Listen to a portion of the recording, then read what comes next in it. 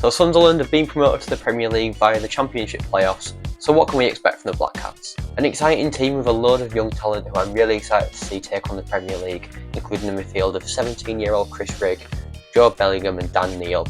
I think the oldest one there is Dan Neil at like 24 or something silly like that, which in itself is quite mad considering it's the Premier League, but I'm really interested to see how they get on. Not too many older heads in the squad, they might need to go do that in the summer, maybe signing Jordan Henderson, who's somebody who's been linked with the club, and maybe a few more experienced defenders, maybe an older midfielder for those young players to mentor them, and plenty of Premier League experience I think could be needed too. They have got a few older heads in Luke O'Nien, who is the king of shithousery. I'm really excited to see him.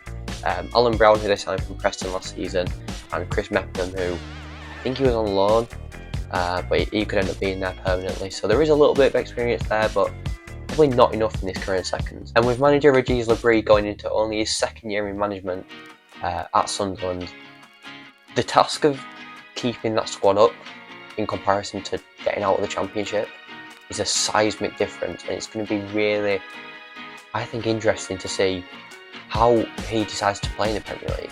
I mean, in the Championship they were quite well known for kind of sitting back and counter-attacking teams and beating them that way. Certainly in the playoffs they rode that up massively.